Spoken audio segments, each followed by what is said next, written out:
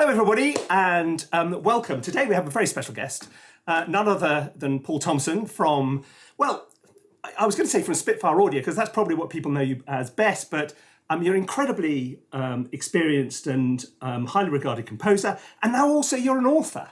My goodness, is there no limit to this man's talents? Paul, tell us about the book, first of all.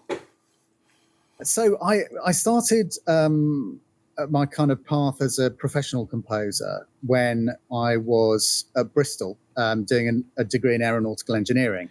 And I kind of knew that I'd always really wanted to go into music. And so I started doing little odd jobs, things like the video magazine that the university briefly put out for a short while, and trying to feel my way into basically what we now call media composition. And I managed to get on a course, a one-year MA course run in Bournemouth by Professor Stephen Deutsch, who was very, very forward-thinking. And that was an incredibly useful experience. But the thing that really struck me was that there was no kind of up-to-date literature. There was no book that you could just pick up and would give you a really good overview of all the things that you kind of need to know to be a practicing media composer. It was all stuff that I'd scraped out of magazines. You might find a single page article about, Hans Zimmer's studio or something like that. Exactly, all that, yeah. All that kind of stuff. So I thought, back in the mid-2000s, I thought, I think I should write all of this stuff that I've kind of learned painfully over the years down, and maybe it would be of interest to someone. I started. I made an overview and started writing, and then I kind of got sucked back into the kind of frenetic life of a media composer, and I put it away until last year when I got it out and actually started writing it, and so that brings us up to where we are today.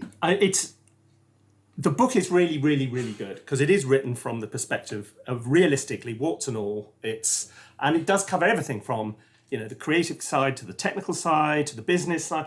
When you see it all written down, it's exhausting. Because I think I've been at this like you for quite a long time, and you don't acquire all this information at once. But what I really love about the book is that there's some quotes in there which are just the product of a world-weary career. You get people. There's this. I can't remember which composer it is. He said, "There's a triangle. You've got to do a job because either you're paid to do it, or it's fun, or you learn something. If you're not getting one of those three, don't do it." And I thought that's absolutely true. But for a lot of people, when they're just starting out and everything else, they want to jump in. They want to do jobs for free, right, left, and centre, and it's really hard. To judge when you're being exploited and when actually you're the one who's doing the learning. Yeah, absolutely. Yeah, that is very, very true. And I think there's always a kind of grey area in the middle there somewhere. But I think that every experience, I like to think about the way that I write music, certainly, as being a kind of product of all the things that I've loved and listened to over the years. And I think that all of our influences kind of form the way that we think about music and the way that we compose. And I think it's probably the same. Your approach to the industry and your kind of life as a composer is probably very similarly, a result of all of the experiences that you've had as a professional composer. And yes, some of them won't be so great. But the thing is that there are most experiences you can learn something from. Yeah. And I guess that was Simon Franklin who said that. And I guess the thing that he's warning is, if there's something that really is kind of sounding that foghorn, that kind of alert, there is nothing you're going to learn from this. It's going to be painful and you're not getting paid very much. Then that's a real big red flag. No, I couldn't agree more. And actually, we're more typical than we think because we both do more than one thing for a living. Because you're part of Spitfire Audio and a media composer. I'm, Think Space Education and a media composer. And I think this has become more and more common over the course of the last 20 years, because although the industry is now growing, there's more work about now than at any point. There's 31 studios being built in Britain at the moment, over 3 million square feet or something ridiculous of studio space. It's just insane, the growth. But it's still as hard as ever to get jobs. And there's a lot of people who like, to mix it up a bit. And I do it because I love it as well, because I love the teaching and I love the composition. And your Spitfire Audio has grown out of your twin loves, I suppose, both of writing it and creating the resources. Yeah, exactly. And that's the thing. I think a lot of the libraries that we've made over the years have come from, I think probably all of the libraries, if I would sit and think about it, have come from a specific compositional problem. And then you, in the kind of search of how to solve that problem, you kind of create this idea, this little sample pack, or it's really kind of creating a bespoke sound for every project. I think that's the key. And then in the kind of quest to do that, Christian and I kind of joined forces quite early on, discovered that we both had this strange love that some composers have for creating sound. And then, we discovered that other people liked what we were doing as well. So Spitfire was a bit of an accident in that sense.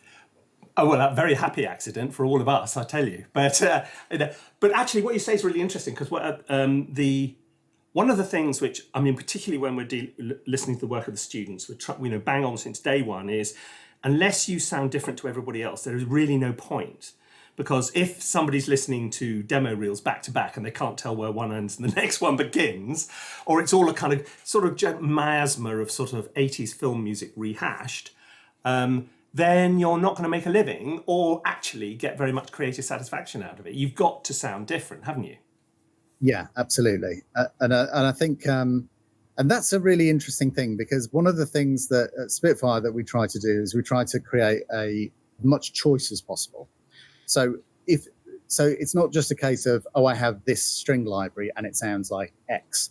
I always, even way back at the very beginning when we were just doing the bespoke libraries, when we were designing the effects that we were going to record, I tried to think of ways to make them as playable as possible, so that rather than having a single shot that is like a kind of growing thing that kind of rises or whatever, or drops, that actually you could shape it and make it kind of part of your composition. I always hated the idea of things that you just kind of hit one key and it just does something. But way back in the day, my D50 and digital native dance, you just push one note and you'd written sort of 50 commercials, because that's just what people used to do back in the day. Absolutely, yeah. But presets. Life has moved. Do you think, the vast majority of the Spitfire libraries are focused on orchestral music. But orchestral music is slightly being superseded. It's always going to have a place. But whereas when we talked about hybrid a few years ago, it was largely orchestra with some epic percussion and synths. Now, if you listen to a lot of the new stuff, it's the other way around. Can you see a sort of end of the road of the classic orchestral score? I don't think so. Because I think that there is something.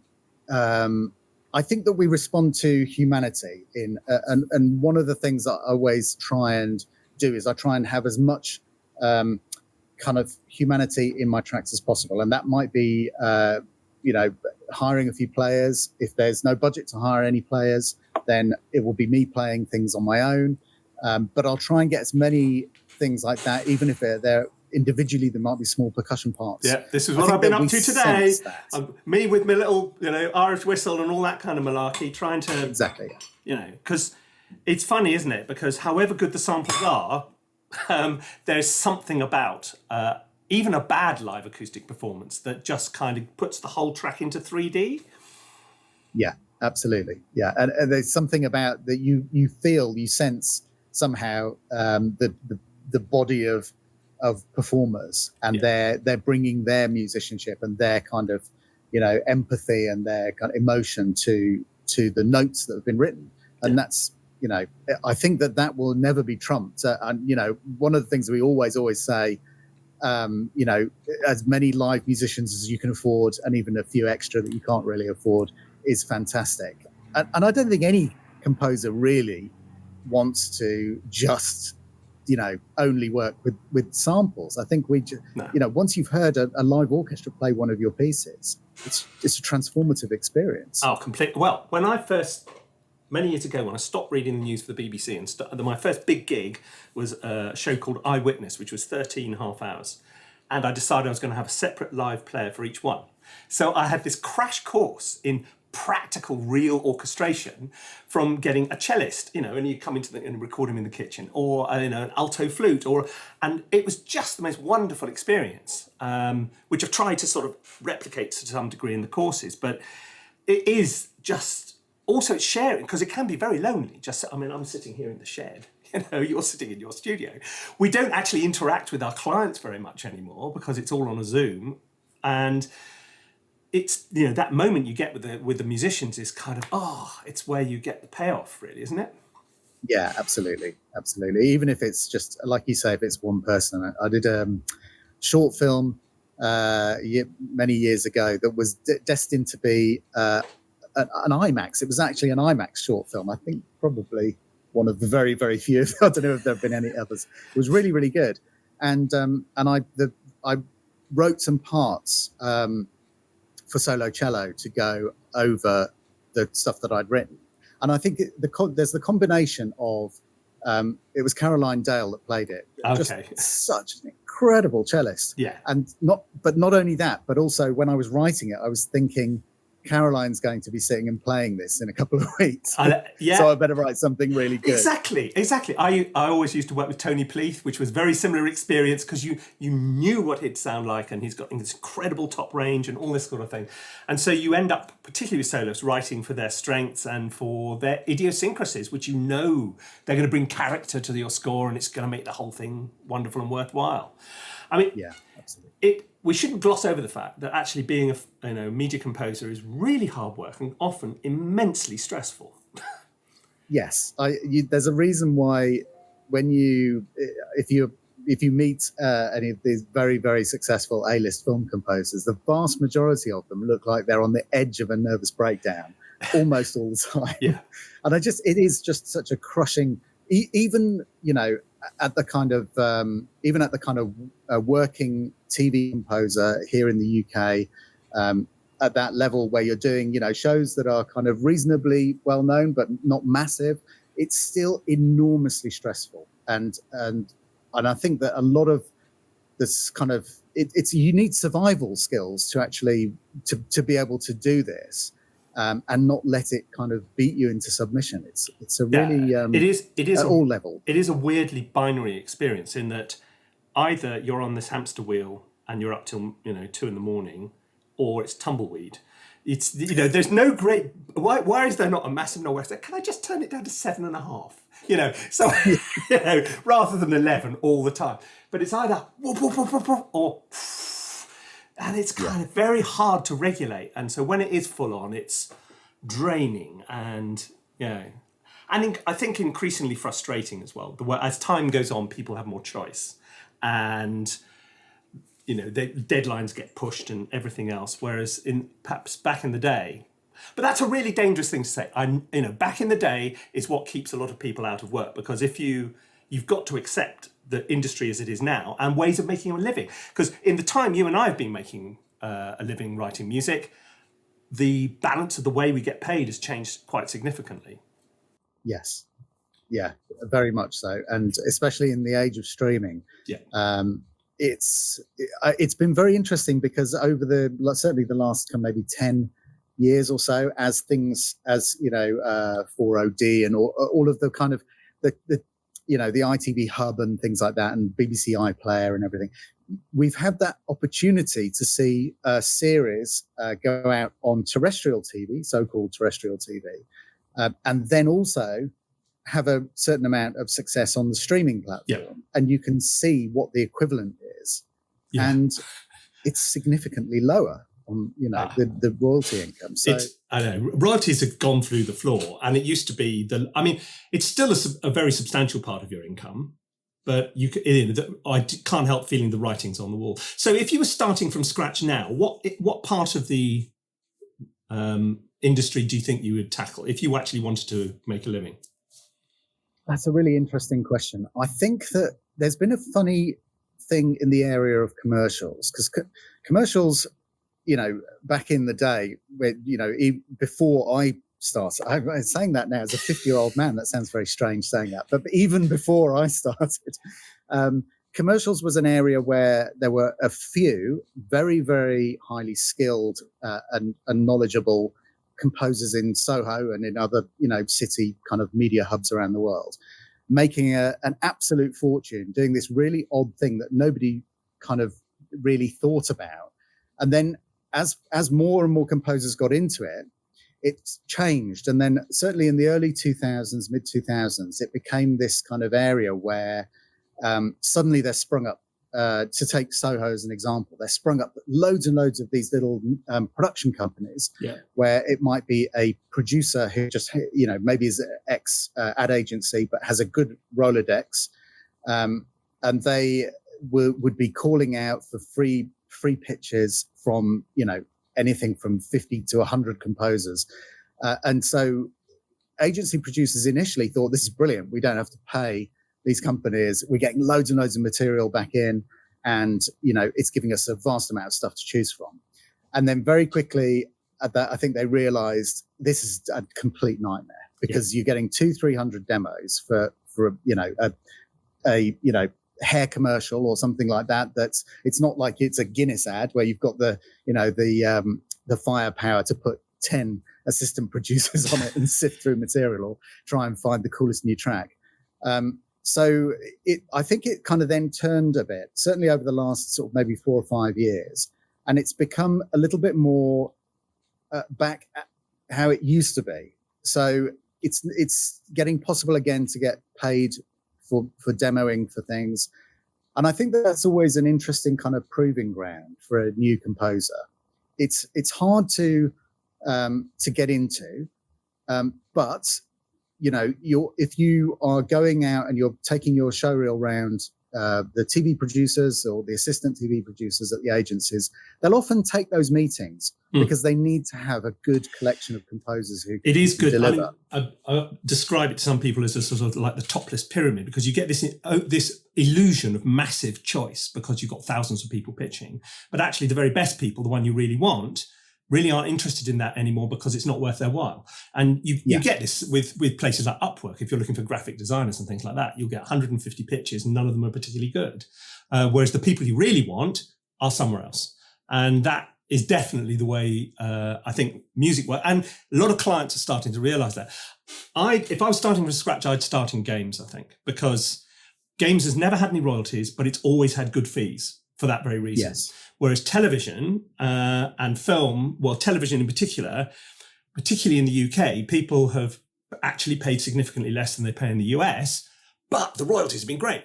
And if you take the royalties away, you're left with a fee which is a little underwhelming. Whereas games, what you get paid for is what you do. Also, it's just grown so fast. And they're the ones who have the budgets to go and hire big orchestras and things like that.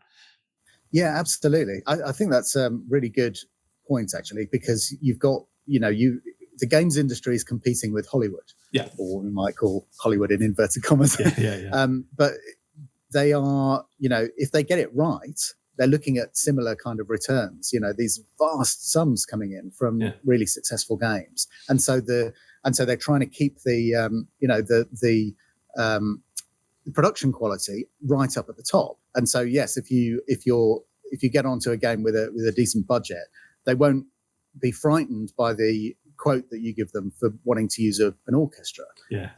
And they'll see it, they won't think, how can we do this as cheaply as possible, which is sometimes the TV approach, unfortunately. Oh, God, it is. So, okay. So obviously anybody thinking of seriously getting into this industry, they should be going out and buying your ebook, because it's a really good overview survey, because every chapter in there actually could be an encyclopedia of its own, but it really gives you an idea of what you need to know and absolutely what you need to get going. What advice, because there's going to be a lot of people out there watching this who can say, who still don't quite know their way in. What advice would you give to them? If they're going to leave this chat with one piece of advice? I think my main piece of advice, and something that I've always tried to live by and remember, is that 99% of people give up in any field. So if you can be one of the 1% who is left standing, then you already significantly increase your chances of success. It's absolutely vital to just keep going, because you can apply this to every kind of area of our field, from the idea of like, I'm trying to get my career going, I'm going to keep going, do whatever I need to do to try and stay in that 1% who just don't give up, all the way down to writing an actual cue and getting that kind of blank page syndrome, or feeling like you've got writer's block, and being able to have enough strategies to say, I'm going to just keep working. I have to keep working, because if I allow myself to just sit here with writer's block, then effectively I'm in the 99%. Yeah. I think that's really good advice. I mean, when we look at our students who've done really, really well, a lot of them have this kind of relentless creative energy, or they manage to be collaborative and warm and friendly and not, intimidating or arrogant, but they're just constantly at it. And eventually that absolutely does pay off. But I do tell, all the students, don't ever fall for the thing, oh, it's who you know and all the rest of it. It's all about the music. And if you don't write and keep trying to write better and better music, which is of the moment, which is not sort of lost in the past of when you first fell in love with film music, it's got to be something people are going to buy now and sound different. If you focus on the music all the time and you have that restless energy and getting out and meeting people, sooner or later, if you're lucky, it'll happen. And then you'll be sitting here in 20 years' time, like Paul and me, passing on all the lessons we've learned to the next generation of people. Absolutely. Etc. And so, I sincerely hope that there's going to be as rich and vibrant a career for people in 20 years' time as there is now. Do you think so? I think so, yeah. I mean, I think you can be, there's a risk for us all to sort of be a bit Eeyore-ish about it and think, I know. It's all falling to bits. And I think that there will, the industry, the world will find a way of ensuring our survival, in the same way that, that directors, great DOPs, I think that it has to be possible, because the industry depends on people who are talented and people who are prepared to work hard. And you can't, if you eliminate all those people from the industry by refusing to pay them, then you're left with really poor quality product. Yeah. And so I think even for its own survival, it must find a way. And I think that there are so many opportunities in all kinds of different fields. I'm listening to podcasts quite a lot, and when the music comes on, I think, wow, that's really, really good. Yeah. And I love hearing in, for me, maybe unexpected places where I didn't expect to suddenly hear a piece of really nicely crafted, bespoke music, and hearing it pop up, I go, oh, this is really good. This is a composer who's been hired to bring a high production value to this product. And I think that will carry on. I think that things will change. And yes, the old, maybe getting a news theme in 10 years' time won't be the kind of enormous kind of jack lottery win that it was 10 years ago. Correct. But there will be other opportunities, and other things will rise to the top. Brilliant. Paul, well, thank you so much. The details of the book are in the notes underneath the video, and go and check it out. It's really, really good. And thank you, Paul, for half my hard drives are filled with your libraries. Thanks, Guy. The most enormous quantity of stuff, and it's all great. And thank you for keeping on turning out just such wonderful sample libraries, which we all benefit from and enjoy. So thank you very much. That's all we got for today. Hope you enjoyed it. If you do, remember to subscribe, and we'll be back very soon. See you soon. Bye-bye.